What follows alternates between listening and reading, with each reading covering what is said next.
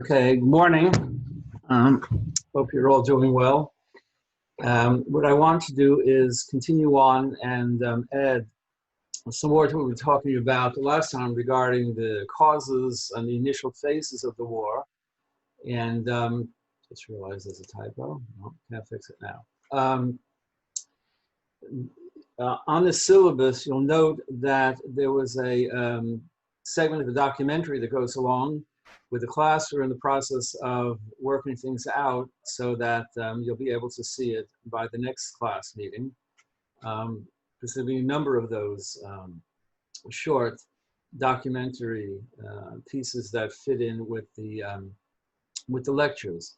Also, I hope you've been able to secure the textbooks, but I'm going to assume that there might be a problem. And so basically what I want to do today is go over the first chapter or two of the story textbook on study of World War I, hitting the highlights. Some of it's going to be repetitious, some of it not, but that's going to make sure that in case any of you didn't have the opportunity to get the textbook yet, you don't miss out on anything. So, and it's a good way of tying everything together, I think, as we move on really to the start of the war and the different aspects of the military dimension of the war and the different nations that participated in this really awful war. Originally, as you know, it was known as the Great War. It's known as the Great War because it was the worst war ever fought. But it was quickly overshadowed by the Second World War. So now that there's another World War, the Great War became the first one, and World War II, the second one. Unfortunately, that was not the end of war either, World War II. And interestingly, World War I, the Great War, was known at the end of the war and leading up to just before the Second World War. It was known as the war to end all wars. The hope was, as you'll see later on, that as a result of the death and destruction of World War I, people would have learned their lesson, nations would have learned their lesson. There would be no more war. It'd be like something out of the prophet Isaiah. Nations no longer lifting up sword against nation and beating their swords into plowshares, and lions lying down with lambs and everything else. At least that was the hope of the American president, Woodrow Wilson. Of course, we know it's not what happened. There was World War II, and to a great extent, World War II was a direct outgrowth of World War I and some of the mistakes that were made when the war ended. We want to get back to the initial phases. How did this all come about? What were the different steps that ultimately led to the outbreak of war in 1914? Now, as Story points out, if you look at the history books, textbooks about Europe, most of them will say the period between 1815 and 1914, the beginning of the First World War, was a peaceful time. I guess it was a relatively peaceful time. If you think of European history, I guess that's a pretty long stretch to go without a war. But it wasn't totally a peaceful time. And indeed, there were conflicts along the way. We'll mention a couple of them. The Balkan Wars in 1912 and 13, and other local wars here and there. But relatively speaking, it was more or less a peaceful time. But it really wasn't a time of complete tranquility. There was never a time of total peace and you know, non-lifting up of arms and so on. Now, at the time that World War I began, there were four major empires, and those empires had been around, except for the German Empire, for a very long time. And because of the existence of empires, world commerce, politics, and so on, all were a direct outgrowth of the power of these very powerful empires.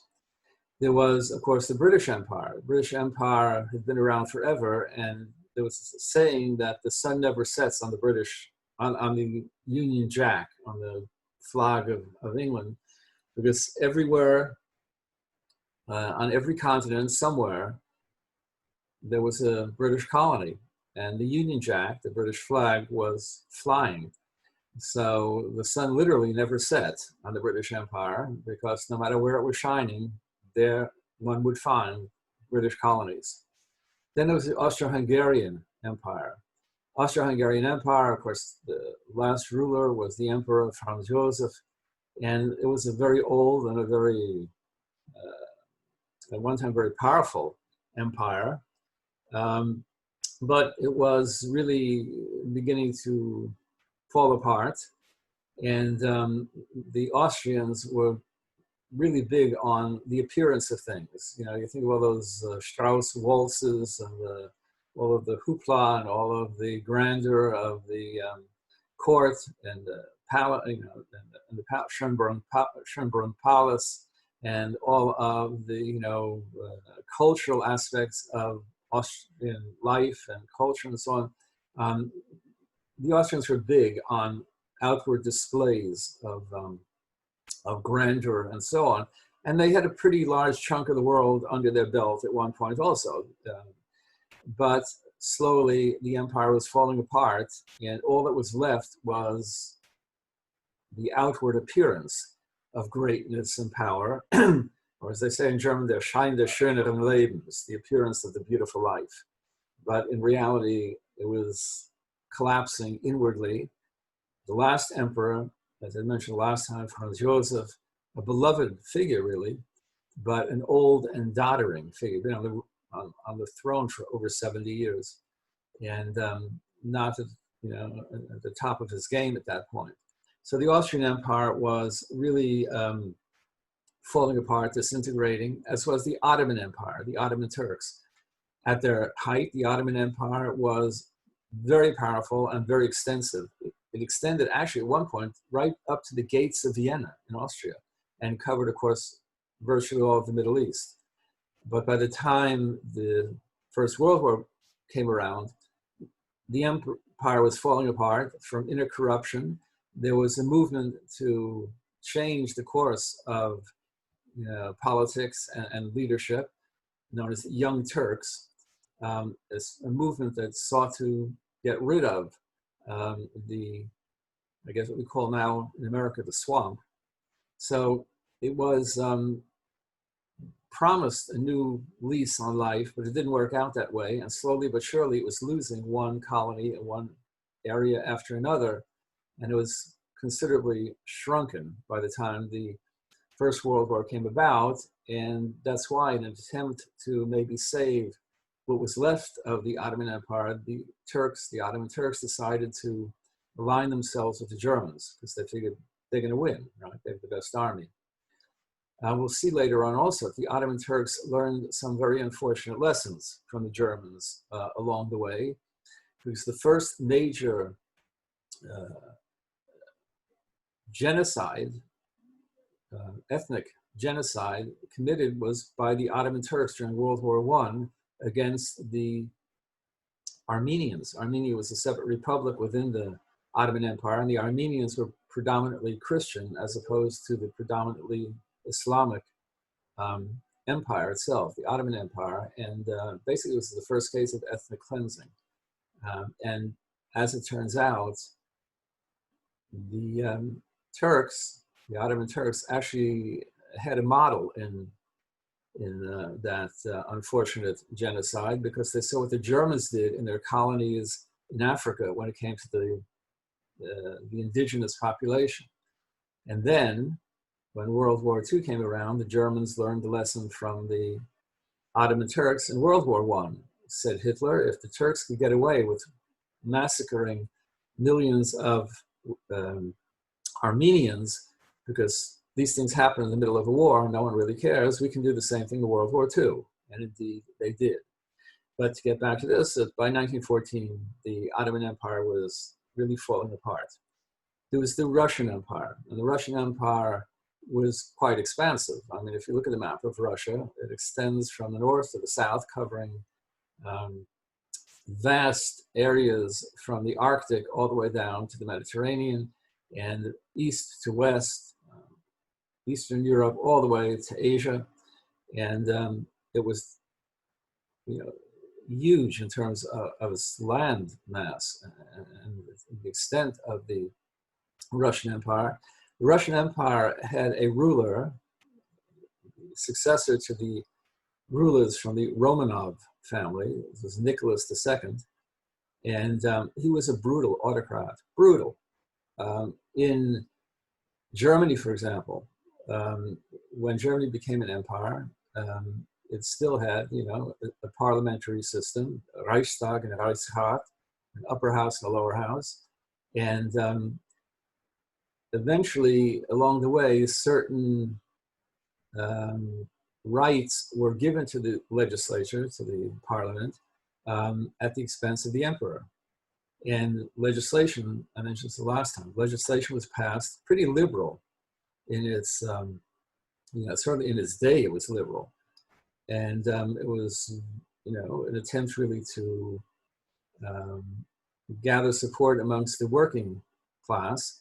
And so various legislation was passed for health insurance and workers' comp and so on and so forth, which also changed somewhat the character of Germany, making it more liberal in that respect. And also, when it came to declaring war, now the parliament also had a say in allowing the funds that were necessary to conduct the war. So while the Kaiser of Germany was the emperor, he was a powerful guy, there were some limits to his power, unlike in Russia. And of course, the British Empire was an empire that spanned, as I said, the world, but it was a parliamentary monarchy. There was a king. At one point, there was a queen. It was Queen Victoria. But Parliament had relatively significant power, and so it wasn't a total autocracy or dictatorship that was solely under the control of the monarch. So there were differences between these empires in that respect, but there was a commonality also, and that was the following.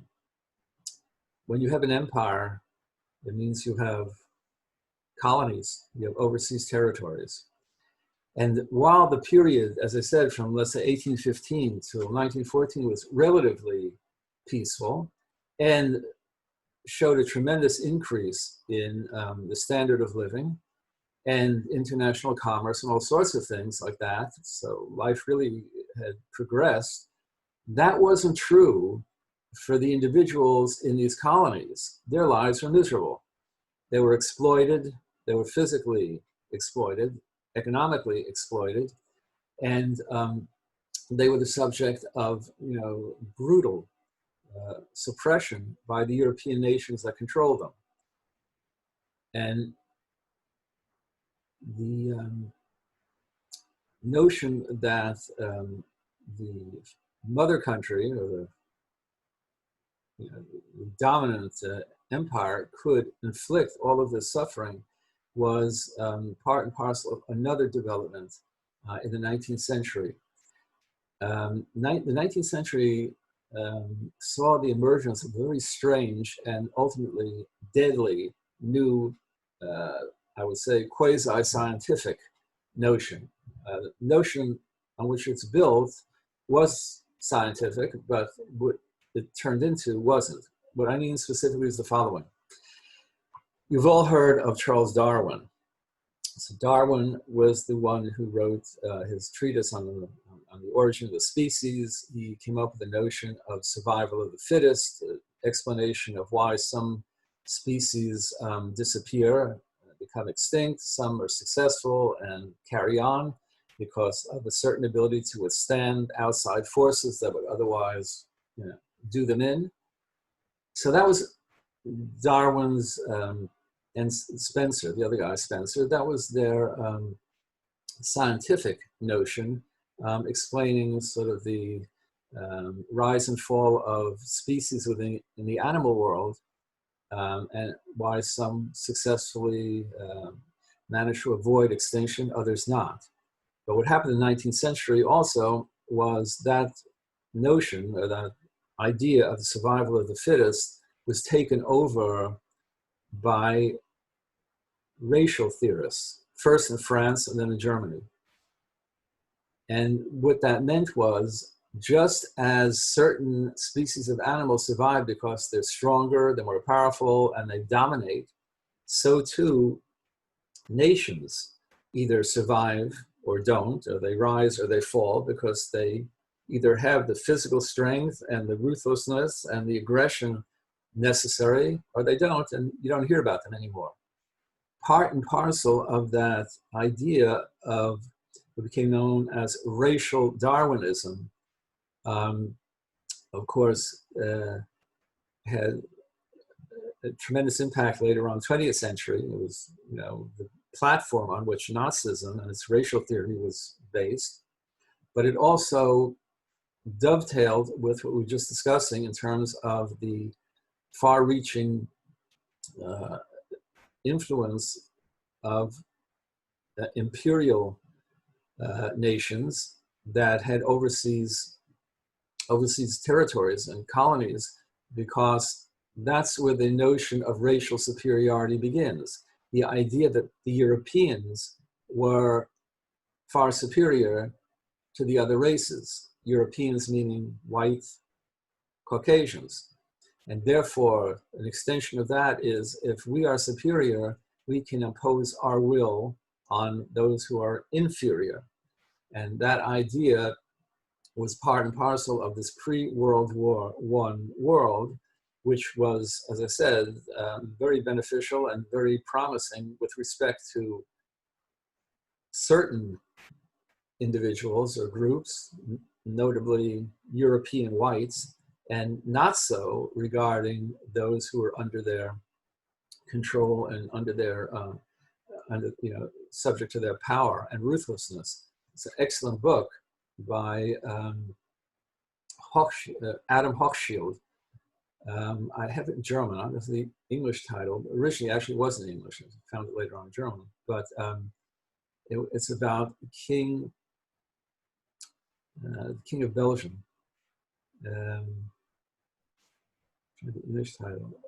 But basically, the Belgian nation emerged very late. Belgium only became a country in the middle of the 19th century. And it's a little country. I've spent a great deal of time there because I have family there, but it's very small. But it had at the time an overseas empire that was very important because it included the Belgian Congo, which is now Zaire. But the Belgian Congo is famous, I guess, mostly for the fact that it has the largest and most desirable diamond deposits in the world. And it was King Leopold II of Belgium. And he not only exploited the riches of the Congo, but the Belgians were brutal and ruthless in the way they treated the natives in the Congo. And again, it was the idea that, we are the white Europeans and they are inferior to us, and therefore, there's no moral code when it comes to dealings in that part of the world. So it's not an uncommon phenomenon. So that's the other side of the age of imperialism. Also, the world was becoming more industrialized.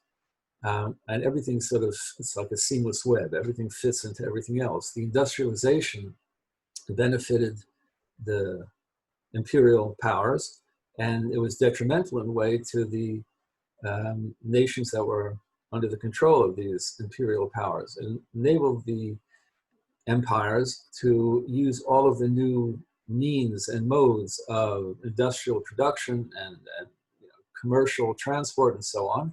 But that, so it made the world a smaller place in the sense that there was all sorts of trade and all sorts of dealings between nations and even continents. But of course, that only exacerbated the unfortunate situation of the countries that were under their control and being exploited. So there are those contradictory and opposing forces. But the notion of having overseas territory was major. You weren't an empire without the benefit of overseas territories to exploit and to use for the benefit of the mother country. There were also advantages in other areas that led to this unfortunate imbalance and injustice. In Europe, there was a tremendous increase in knowledge of medicine. And that knowledge of medicine made it possible for Europeans to exploit these foreign entities with less fear and apprehension about contracting some sort of disease or other that was, indigenous and far, widespread, like malaria. The discovery that quinine was a cure for malaria made it much easier for Europeans then to settle these, it's mostly in Africa, these African colonies, take out what they could from them and not have to worry about the potential for disease that could decimate, this entire European population that was transplanted there because they just weren't able to deal with it, and they were unable to survive in that situation. It was more likely that the natives would, because of herd immunity and so on and so forth. But now the Europeans didn't have to worry so much about that restriction or that hurdle, because quinine was at least an answer to that problem. So all of these developments here and there actually, made for a more significant aspect of European life in terms of holding on to overseas territory. It wasn't only true, by the way, in Europe. It was true in Japan. Japan, while an island empire, certainly not as large as the rest of the nations in Asia, the Japanese felt they were superior, that they were the superior race. They were sort of the Germans of the Orient, of Asia. Let's say the World War II Germans of the Orient, and this is leading up to World War I, and they too were amassing tremendous territory, including Manchuria, which is a very interesting story that we'll get to in a moment, because ties in with the situation in Russia. But anyway, the Japanese totally exploited their power to the extent that they basically brutalized China. And at the end of the semester, we're going to be seeing a documentary about Japanese diplomat Shioni Sugihara, who saved thousands and thousands of people during World War II. And the documentary traces basically the modern history of Japan and shows what the Japanese did to the Chinese prior to World War I, where they raped and pillaged and massacred the Chinese because they considered them lowly and inferior and so on. In the meantime, the Japanese were controlling Manchuria and Korea and various other places that they were part of their empire, rather large empire in that part of the world. So imperialism, exploitation, racial doctrine, all these things go hand in hand together with the development of new weapons. We're going to talk about the weaponry of World War I later on as a separate unit, because it was a game changer. But even leading up to World War I, various changes had been made and various innovations within armaments, weapons, and so on, that also, number one, made exploiting these other entities, these other colonies, easier, because the Europeans had the advantage of these weapons. But it also led up to the inevitable conflict in World War I. As I said the last time, when generals have weapons, they want to use them. They're like toys. So weaponry in World War I was a major aspect that, in fact, is responsible for the incredible death rate. Some say 10 million individuals killed during World War I, not to mention civilians, and then, of course, the Spanish flu that followed, and so on and so forth. But weapons started to evolve into more powerful and useful armaments. And so, for example, the rifle was updated, and machine gun, and rifles and machine guns played a role in World War I. I said a very important role, but not the role, because by World War I, those weapons had already been followed by the introduction and development of more horrific weapons. And so wars became totally changed in character. They were offensive, because of the weaponry, they were offensive encounters more than defensive. And the mistake, as you'll see, that was made in World War I by the various parties in Europe was that they thought they were still fighting a war from a previous time, and they didn't realize that digging trenches all over the place was not going to be an option in a highly technologized offensive war, as you'll see. But the development of these weapons, of course, it goes again together with industrialization, so on. All these things sort of built up into a unfortunate combination of developments and events that ultimately led to the bloodshed and the 4-year horror that was the First World War. So when 1914 rolled around, and we're going to see, I hope, the next time, that documentary segment on that, the empires were really at their high point. Some of them were not in such great shape, as we said, the Ottoman Empire, the Austrian Empire, but the point is that there were still these empires that had been around forever, and they accounted for a rather significant chunk of the surface of the earth, right? If you look at a map at the time and look at all the colonies that were, that accrued to these different empires, it pretty much covers a significant portion of the Earth's surface, and it was not going to be like that again after World War I. And frankly, 100 years before World War I, it wasn't even exactly like that. World War I, just before World War I, that was the high point. That's the point where the empires actually reached their pinnacle. Now, as I said, the Ottoman Empire was fragmenting for a long time. There was a junta group, military group that ousted the Sultan, the head of state, and so on. But before that, the Ottoman Empire was quite significant, held major portions of the Middle East and, of course, of the Balkan states. By the time 1914 rolled around, they had basically lost their Balkan holdings, but prior to that, much of the Balkan Peninsula in Eastern Europe was under the control of the Ottoman Turks. The Russian Empire, as I said, spread from the Baltic to the Pacific Ocean on the eastern side, and from east to west. Also, of course, the Russian Empire was quite spread, from the Arctic Ocean to the Black Sea in the south, and so on. It was just massive and under the control of a brutal autocratic Tsar, emperor, whose wife, by the way, was the first cousin of the German emperor, because they were both grandchildren of Queen Victoria of England, which also made them a cousin to the King of England at the time, George V. So there were these huge existent empires. Of course, the biggest one was the Empire of Great Britain. Now, when World War I ended, the British Empire was still pretty much intact.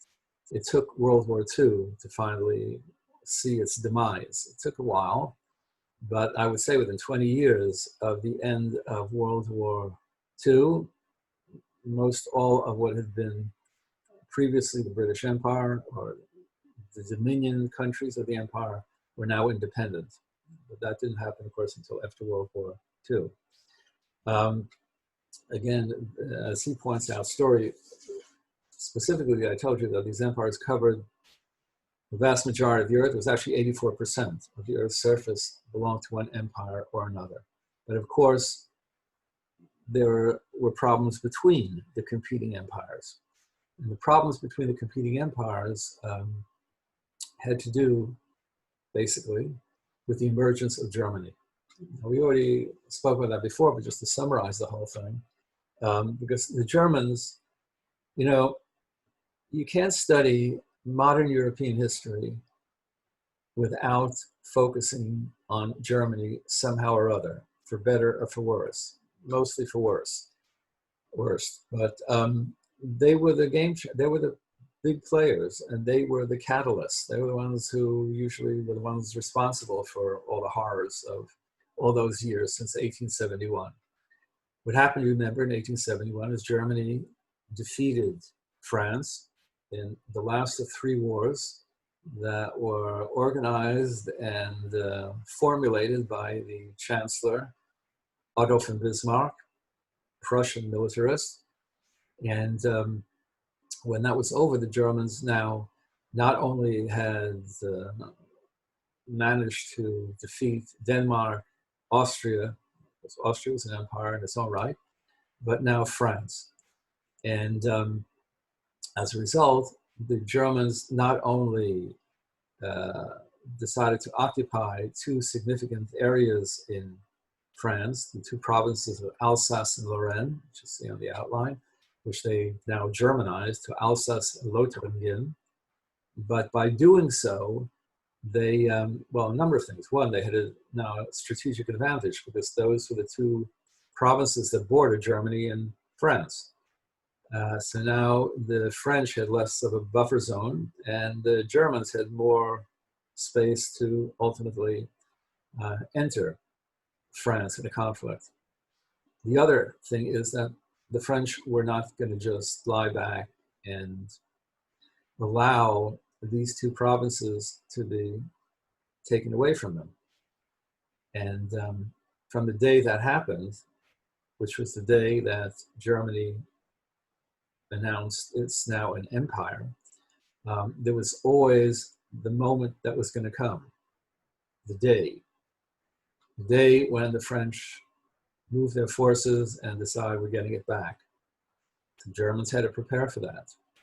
But of course, it always created a constant tension and expectation and the realization that at some point the inevitable day is going to come, that the battle is going to be unleashed because the French are not going to sit back. And in preparation for that day, a German military figure by the name of Alfred von Schlieffen came up with a plan known as the von Schlieffen Plan. We're going to talk about that separately because it's rather interesting development in Franco-German relations. But that was around 1905. And what happened was the Germans realized that they better prepare themselves for this inevitable encounter. The French, by the way, also, they had a Plan 17. It was going to be their military plan, not a particularly good one. But the Germans realized also that when that day comes, the French aren't going to be fighting alone. They already knew that the French had allied themselves with the Russians. And the Russians were on the eastern side of Germany, the French on the west. And so Germany would be stuck in the middle. And that would require a two-front war. And so the von Schlieffen Plan, as we'll see probably in the next class, was von Schlieffen's notion of how to execute a two-front war successfully. And it was based on certain assumptions. And of course, you know, they say man proposes and God disposes. Basically, you can make the best plans in the world, but then they don't work out. And it didn't exactly work out, which is why World War I was a 4-year war. Nevertheless, the von Schlieffen Plan was what the Germans anticipated as their plan of action when ultimately war with France is going to emerge. Now, again, it's by way of review, how did the Russians and the French get together to begin with? So there were a number of agreements along the way. There was if you look on see it on the outline, the whiteboard, there was the Three Emperors League. That was 1873. So that's 2 years after Germany became an empire.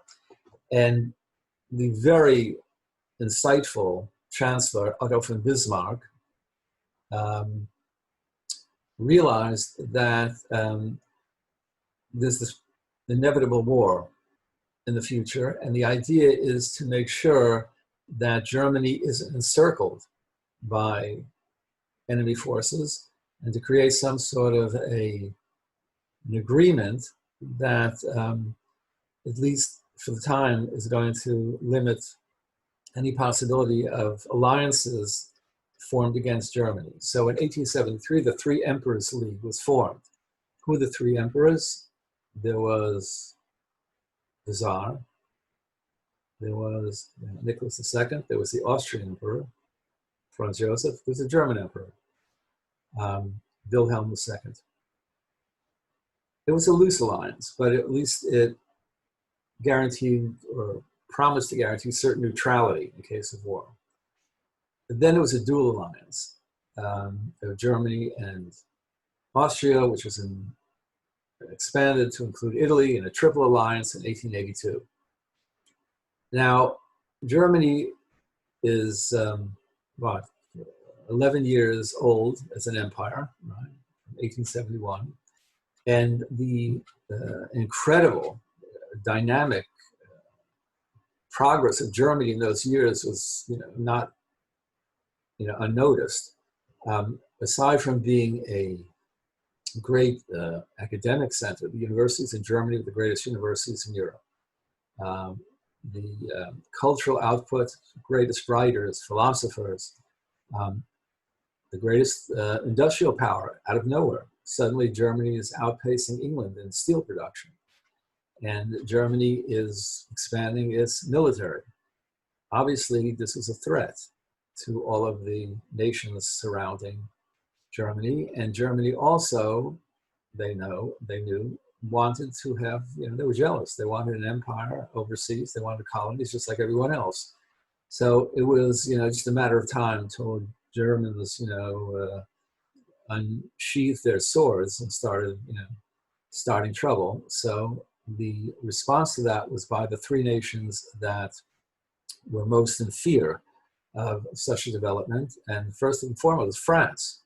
So the French then approached the Russians. Now, what happened to the Three Emperors League? What happened to the agreements with Germany and Russia? After all, there were not only two nations that had a sort of understanding, but also they were related by blood. In fact, when Kaiser Wilhelm of Germany wrote to his cousin Nicholas in Russia, he would sign his letters, "Your beloved cousin Willie." And when Nicholas II replied, he would say, "Your loving cousin Nicky," right? So one big happy family. But now the Russians were frightened, and the problem was the following. When Wilhelm II became the Emperor of Germany, he was a young hothead, totally irrational, with all sorts of obsessions and inferiority complexes. Because what happened was, when his mother gave birth to him, and his mother was the daughter of Queen Victoria, he was the grandson. His mother was the daughter of Queen Victoria. His birth was it was a breech birth. So a breech birth is when the baby doesn't come out head first.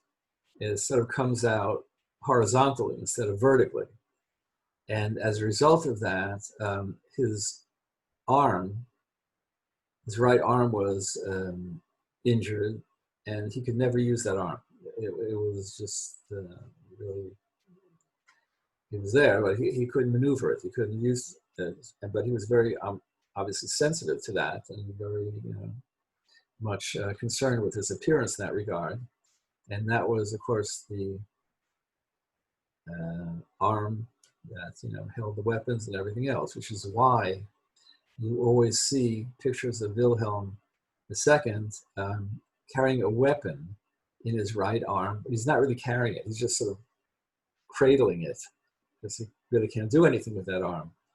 But that's why he was, in part, impelled to present himself as a great military figure. And in fact, he's forever wearing one military uniform or another. So much so, it was ludicrous. What happened was, when he would visit the Berlin Aquarium, he would dress up in a Navy uniform, because the aquarium, fish and everything else. Right? I mean, he was obsessed with military bearing.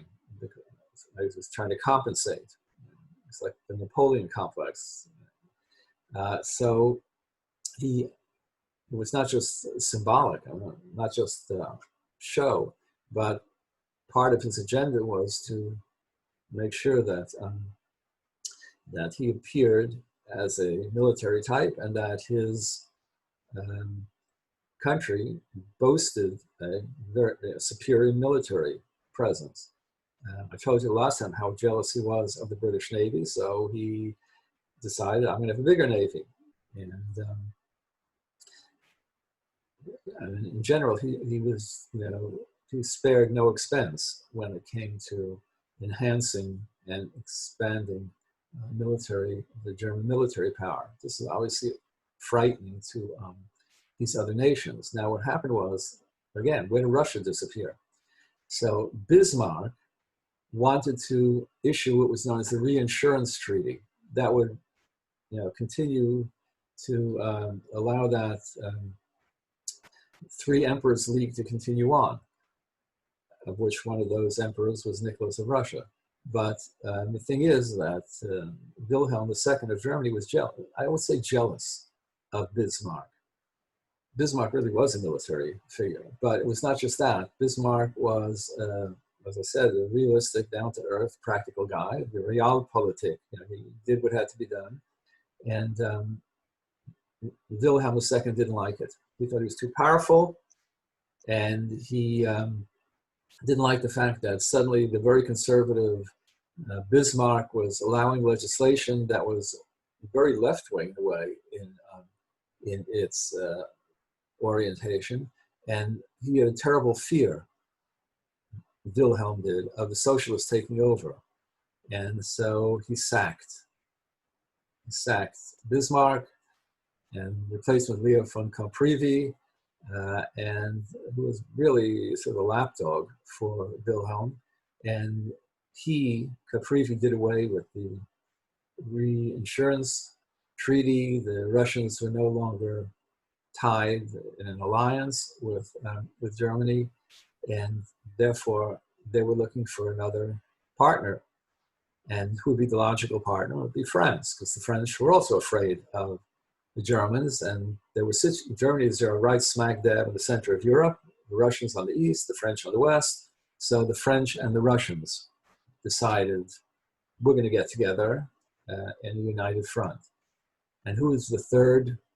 It wasn't, by the way, it wasn't a formal alliance with these countries, not like the Triple Alliance. It was an entente. It was an agreement, an understanding, but not a written formal alliance. So now we have France and we have Russia. Now the British never got along particularly well with the French. Long-standing issues between them, but the enemy of my enemy is my friend. So now the French and the British decided they ought to get together, and together with the Russians, they formed the Triple Entente as a bulwark, as a block and protection against German might and aggression, and the fact that Germany was emerging as incredible power. So those alliances are, again, one of the most important contributing factors to what happened in World War I, because once one nation in an alliance found itself on the battlefield, its partners had to join. And so pretty soon, as you'll see, in a matter of no time, in the summer of 1914, once things started rolling, it couldn't be stopped, and nation after nation then had to take up arms. And remember, these are imperial nations with all kinds of overseas territories, which meant more soldiers that they could use from their colonial holdings. And pretty soon it really was the First World War, because there was hardly a continent except maybe Antarctica that somehow or other wasn't involved in this war. Not to mention the fact that it spread to almost every continent one way or another. So the alliance system, of course, had that effect. I want to make one other point, but it's an interesting little trivia piece I want to add, specifically because this is Lehman College. So if you look at the whiteboard and the outline, where it talks about weaponry, I mentioned, and the spell left out the H, Churchill, Winston Churchill, and his treatise, it's a report of the River War. So Churchill began his career as a war correspondent. He covered various wars that the British fought, all over their empire. And one of those wars was known as the River War. It was the war in the Sudan. It was a war that really showed the importance and the significance of weapons. If you look at Story, he actually quotes, it's a long quote from that reportage of the River War by Churchill. But interesting thing about Churchill, and it actually relates to something else we spoke about. Churchill always spoke about the British race. And we spoke about the whole notion of racial superiority and so on. The truth is, Churchill really didn't mean it that way. That's many historians interpret that. But he really wasn't a racist, and he really wasn't particularly aggressive when it came to the colonies, even India, which is the jewel in the crown of the empire. When he did react like he did in India and in Ireland and so on, it was not because he felt a sense of superiority. It was because he always held England, Great Britain, as the ultimate goal and the ultimate value to be secured. In other words, any insurrections that would threaten the security and the well-being of the British Empire is what motivated him. It wasn't really racial motivation. So, as I said, he reported on these different wars that the British fought. And the way that happened was, and we're going to get to Lehman College figures into this. The way that happened was the following. Winston Churchill was a descendant of a very important historical family in the history of England. He was a great-grandson of Lord Marlborough. His father, Randolph Churchill, was a member of the Parliament and also a very important figure in the politics of the day. But who was Churchill's mother? So Churchill's mother was Lady Jenny Jerome, and she was born in Brooklyn.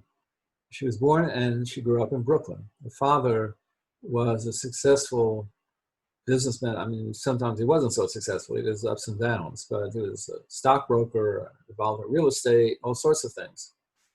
And at his height, when you have all that kind of money and success, you also want to use that to buy power and prestige. So his daughter wasn't going to marry just anyone.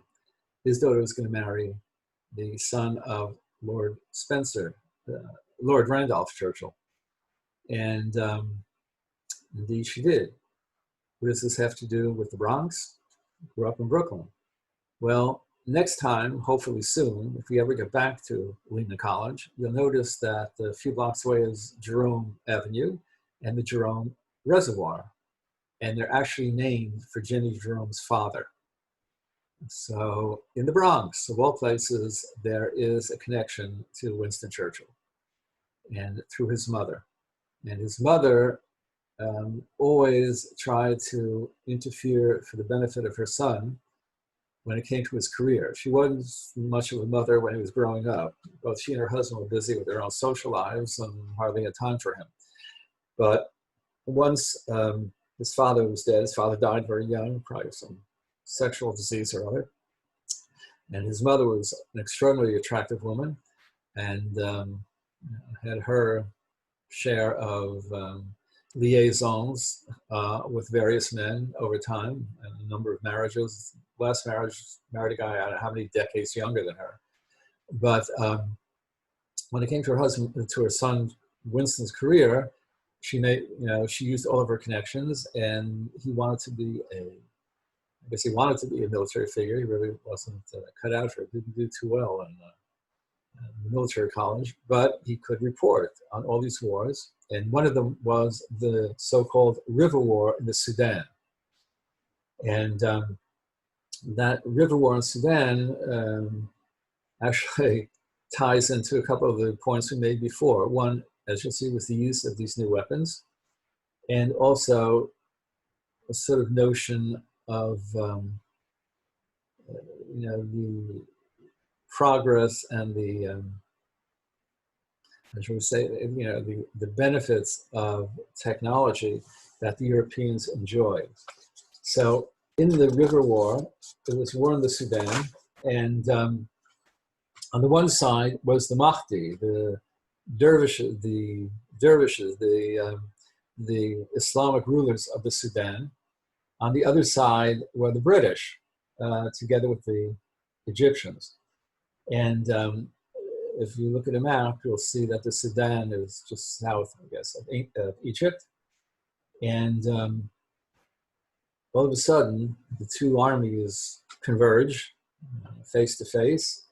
And the way it worked out was the British basically had crossed the Nile, and so the backs were to the Nile River. And they were known as the Mahdist forces, MAHDIST, the forces from the Sudan, were coming towards them across an open plain. And pretty soon they're pretty close to each other. And the British and Egyptian forces opened fire. And then the forces from the Sudan, the ones that were loyal to the really religious head, met at a battle called the Battle of Omdurman. And Churchill describes the battle. This is on page 10 of Story. Did they realize what would come to meet them? They were in a dense mass, 2,800 yards from 32nd Field Battery and gunships. The ranges were known. It was a matter of machinery. The more distant slaughter passed unnoticed as the mind was fascinated by the approaching horror. In a few seconds, swift destruction would rush on these brave men. The brave men being the Sudanese. They topped the crest and drew out into full view of the whole army. Their white banners made them conspicuous. As they saw the camp of their enemies, they discharged their rifles with a great roar of musketry and quickened their pace. For a moment, the white flags advanced in regular order, and the whole division crossed the crest and were exposed. Forthwith, the gunboats, the 32nd British Field Battery, and other guns from the Zariba opened fire on them. About 20 shells struck them in the first minute, and some burst high in the air, others exactly in their faces. Others again plunged into the sand, and exploding dashed clouds of red dust, splinters, and bullets amid their ranks. The white banners toppled over in all directions, yet they rose again immediately as other men pressed forward to die for the Mahdi's sacred cause. So again, two things come out of this. One, the issue of superiority of weapons. The British just had better weapons, and they could just mow down the opposing army. On the other hand, Churchill respected greatly the bravery and the valor of these Sudanese, these Mahdists, who are fighting for their country and their religion and so on. And Again, the point being that superior weapons are always, the ace in the hole, as I say. And those superior weapons were in the hands of the Europeans, and they increased in proficiency and in new inventions, and therefore made their mark on World War I. Between the trenches that we'll talk about later on that were dug as defensive means, to avoid the onslaught of all sorts of projectiles and things, between the defensive nature of the trench, which is outdated since these are now offensive wars, and the power and the severity and the deadly impact of the weapons made World War I what it was, the worst war ever. So the significant efforts were made to overcome new weapons by developing new tactics and new technologies, but that only led to more new weapons, right? And more deadly ones, including, as we'll see when we talk specifically about the weapons, a horrible development in World War I, the use of poison gas, and which was against every international agreement and convention, the Hague and others, about using poison gas in wartime. Of course, the Germans, you'll see, found an excuse to sort of bend the rule. And then when they used poison gas, then the French had to. And before the United States entered the war, the United States had to develop poison gas technology. Poison gas, in addition to all the horror that it inflicted and unleashed, think about what happened in World War II, how poison gas was used, not necessarily on the battlefield, but in the concentration camps, in the gas chambers, Auschwitz and every other death camp that the Nazis set up. So World War I was in many ways a dress rehearsal for more advanced and horrific developments in World War II. As I mentioned before, there were these European rivalries, but there were other empires that were emerging or at their height at the time, and that included, of course, the Japanese and the Americans. The Americans actually were engaged in imperialism prior to World War I as well, and we ended up at one time possessing Cuba and the Philippines, and that was part of the plan, or part of the process of becoming a major world power. The United States was also advancing industrially, and but for the entrance of the United States in World War I, we probably would not be the world power that we are. But once we entered the international arena and sent our troops overseas, then we became the big player. And we'll discuss this when we get to World War I and U.S. entry. Even today, right now, all this debate going on: should we send troops here, there, or the next? Should we not? Should we become involved? Should we be the world's policeman? Should we? And so on. It was a big issue with respect to World War I. The reason, in part, that we stayed out of it for so long is because the United States basically wanted no part of world politics. We were nicely isolated between two big oceans, and we had no particular interest in what was going on other continents. And in a negative sense, which has always been a criticism, I guess, I've had of this country, because of this isolation complex that we have, we also have very little knowledge or understanding, or don't seem to be able to relate to foreign cultures. Way back when, as an undergraduate, I was a German major, and then I got a PhD in German literature.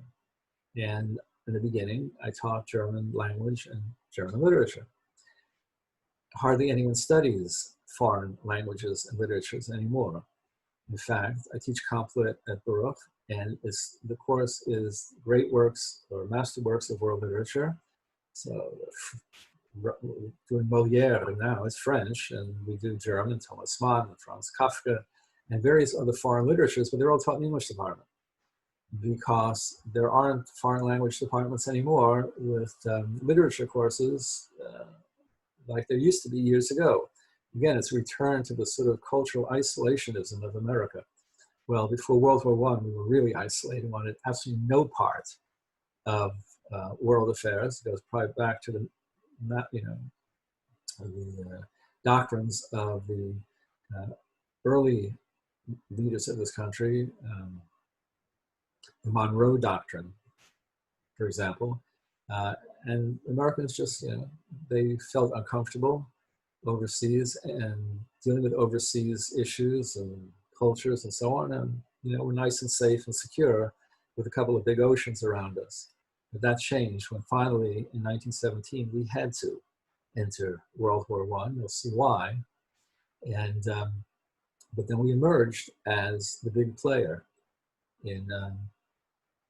on the world scene, in politics, in commerce, and so on and so forth. And there have been periods back and forth where we tried to retreat, notably before World War II. There's tremendous anti-war movement, but there's a large segment of this country that wanted no part of World War II. They said, we saw enough of World War I. We don't need this, let them figure it out themselves. So, it's an ongoing issue. But in World War I, the issue was really new in many ways. And we'll talk about just how President Wilson managed to get around that obstacle when we declared war in April of 1917. Next time, we're going to talk about a very important war strategy that the Germans had. So I'll just give a brief introduction, and on Tuesday we'll talk about it more in detail, and hopefully we'll have those documentaries set up. So as I said, after 1871, when Germany declared its new status as an empire, and having successfully routed the French and occupied two of its important provinces, Alsace and Lorraine, it became clear to everyone that this was not a permanent situation, that the French are not going to just sit back and allow the German flag to fly on French territory. And indeed, in the years leading up to World War I, there were always plans on the part of the French to meet this inevitable conflict. Germans weren't sitting back either. And the Germans realized, as I said earlier, that they have to deal not only with the French, they deal with the Russians. Right? Because the French and the Russians are now allied, and they're going to have to find a way to successfully negotiate a two-front war. Not an easy thing. Huge land between, and moving troops, not easy. Especially, not especially then. It was, first part of the 20th century. However, what the Germans did have going for them was they had a tremendous rail system. And so they knew they could at least use the railways to move supplies and soldiers from one place to the next. But still, you had to deal with one theater of war. You had to deal with the West before you could go off to the East. So Alfred von Schlieffen, who was the chief of staff for the German army, came up with this plan, known as the von Schlieffen Plan. He said, there's inevitably going to be a two-front war. So we have to plan accordingly. What we have to do is first take care of the French. He said, the French are really probably not that much of a problem. They haven't got a great army. We really defeated them once. But still, they're an issue and a force. And so therefore, we have to plan how to effectively and quickly, very quickly, take the French out and then focus on the Russians on the other side. Said what we'll do is will set up a pincer operation. This is just the intro. We'll talk about the details and we'll provide a map for you for next time. But it's going to be a pincer operation. The French are going to expect us to go through the middle, through Alsace-Lorraine, right into the heartland of France. Okay, we'll do that on the south. Up north, we're going to send troops all the way up to the North Sea and then have them descend all the way south and encircle Paris, the capital of France. And that'll be it. The French will have to capitulate. They're surrounded. What are they going to do? Then we can take all of our forces and shift them off to the east. I mean, there'll already be soldiers in the east, but not enough. But now we can send reinforcements and so on from the west. We'll take them all. We'll send them from the Western Front to the Eastern Front, take care of the Russians, because the Russians, the belief was the Russians were really backward. They weren't particularly loyal to the Tsar because their lives, for the most part, were miserable. The disparity in Russia between the haves and have-nots was extraordinary. There was the Tsar and then the aristocrats, and of course they enjoyed all of the perks and so on. And then the vast majority of Russians were peasants who were basically starving. And then there were groups within Russia who historically and still at that time were being maltreated and subject to all sorts of suffering, like Jews and others who were constantly being attacked by government forces and pogroms where they've been wiped out entire communities, so they're not going to be sympathetic. They're certainly not sympathetic to the Tsar. So we shouldn't have too much of a problem. Plus, Russia's a really big place. And to move troops from one side of Russia to the other side of Russia, not easy. And the Russians probably don't have the weapons. We know they don't have the weapons that we do. So a lot of these soldiers, a major portion of the army is going to be not even carrying arms and weapons because they haven't got them, right? There are only so many rifles. And then on top of that, as I said, the Germans had developed this incredible system of rail transport. And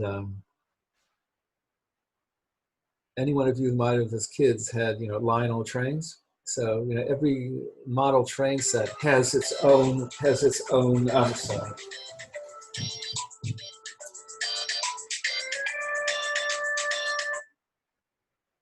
Has its own gauge. So if you have vinyl trains, you can't necessarily put them on the tracks of another model train. Well, the same thing happened in Europe. The Germans were the first really with an extensive rail system, and they had a certain gauge track, but the Russians didn't. They had trains, but they had a different width.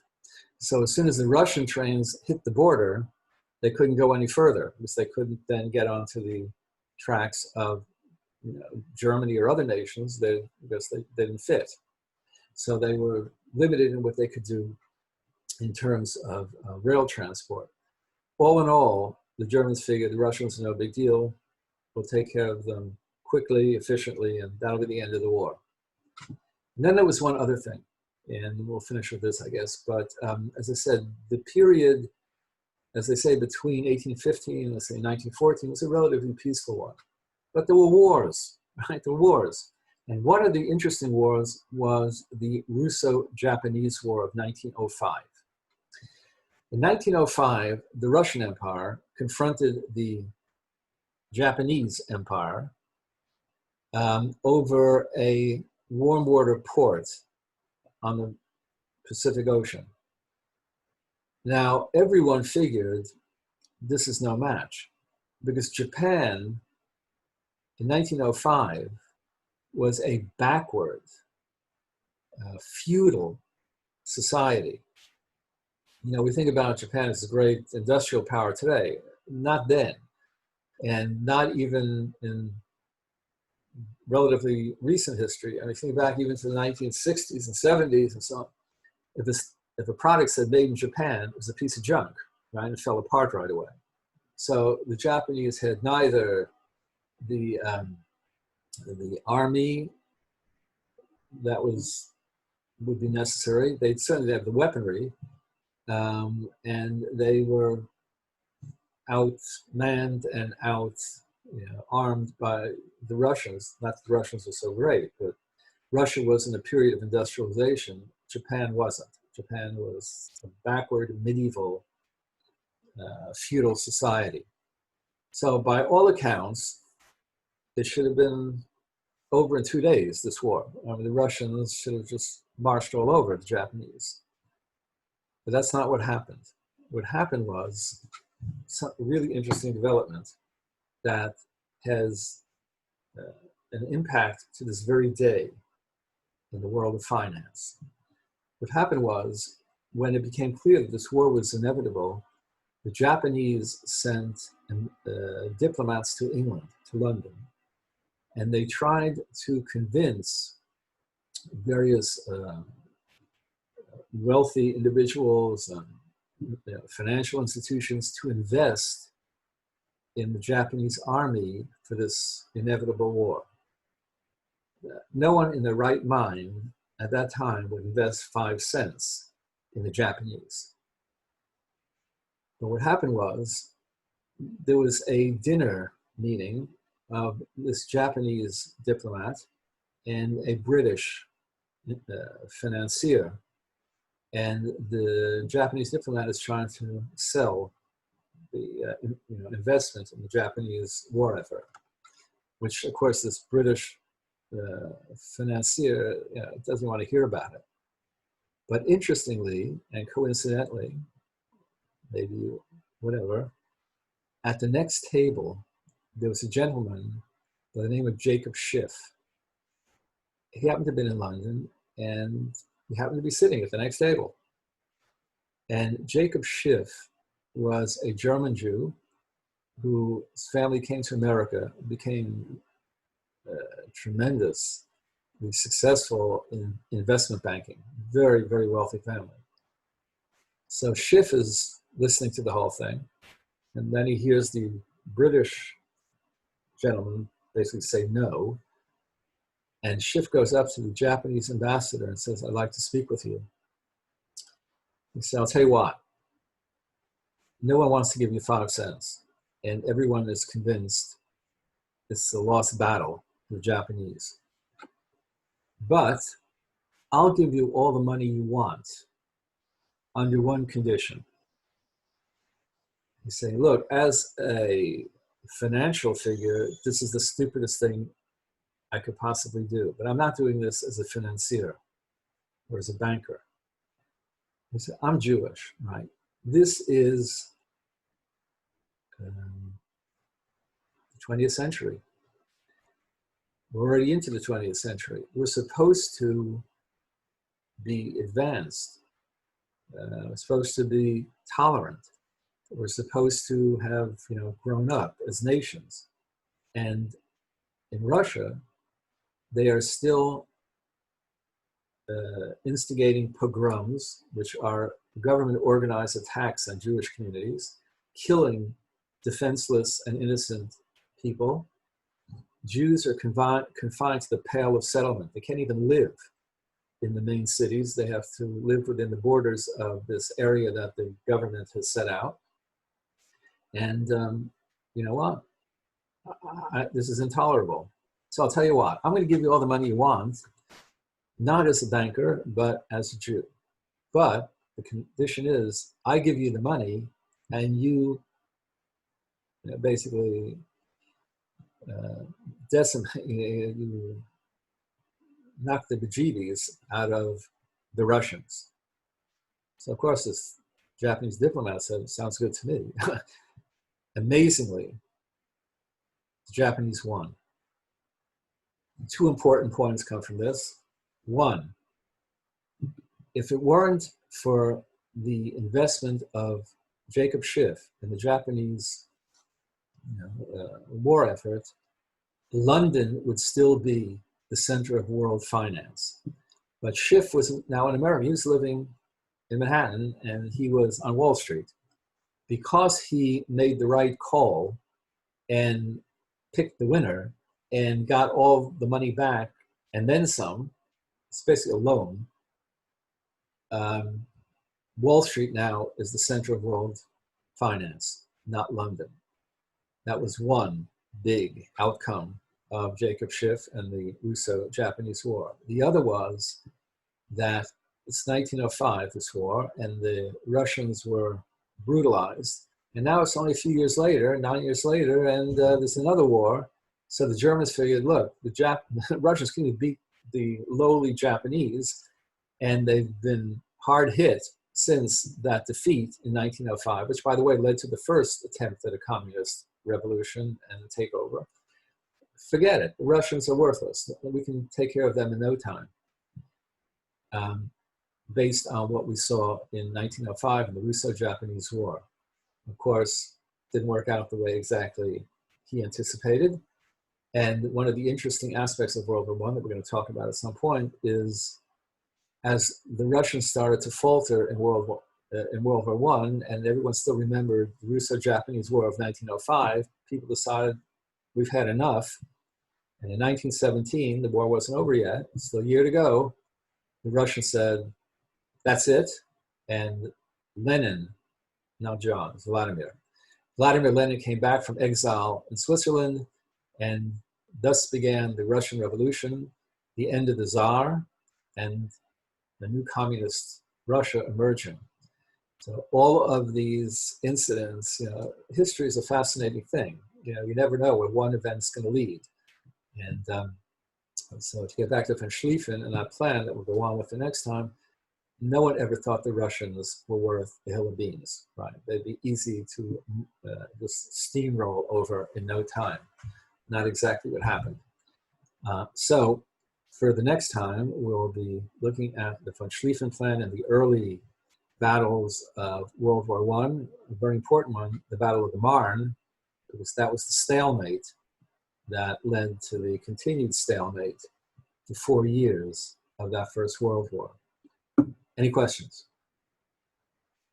Okay, have a great long weekend, although I think the last 6 months have been a long weekend, but have a great long weekend. Enjoy Labor Day, and see you all on the screen come Tuesday. Take care. Take care.